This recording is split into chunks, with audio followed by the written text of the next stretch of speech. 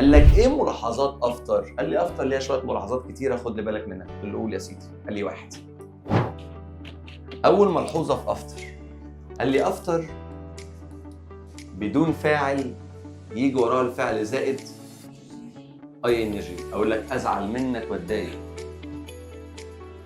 ايوه على صوت، او بينج وتصريف ذات، ايوه كده. ايه الفكره بقى؟ الكلام ده احنا خدناه في الترم الاول باختصار. يلا بينا تعال نجربه. انا عارف عشان كده بقول لكم الترم الثاني اطول، بس بالنسبه لكم هيبقى اسهل. افتر نقط، ركزوا الله يخليكم. The sieve was sent to prison. يلا ركزوا. arresting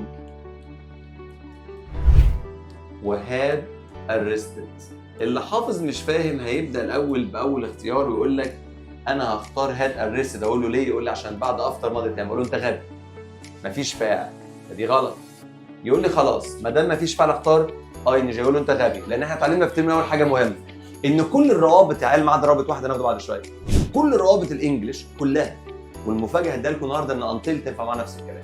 كل روابط الانجليش لو مفيش بعدها فاعل يبقى الفعل زائد، بس بشرط على طول لازم الفعل يكون واحد. صح ولا غلط؟ قلت لك هتعمل ايه؟ افضل ماشي لحد الكوما. شايفين الكوما؟ امسك الفعل اللي وراه وحطه هنا واساله كام سؤال. يلا تعالى نسالهم. هل الفاعل يقدر يقوم بالفعل؟ والسؤال الثاني فين؟ لقيت في اجابه على الاثنين؟ معلوم، اختار اي ان جي. صح؟ الحرام يقدر يقبض؟ يبقى ملهمش اجابه، اذا ده مجهول. طب ازاي اجيب المجهول من افتر واي ان جي بالحركه بتاعتنا؟ كام كلمه دول؟ هنعمل ايه؟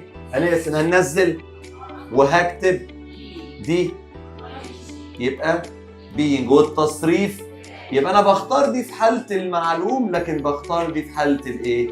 فالحل الصح هو being arrested. بكده محاضرتنا هتكون انتهت، لحد ما اشوفكم بألف خير وصحه وسعاده يا اغلى الناس. سلام.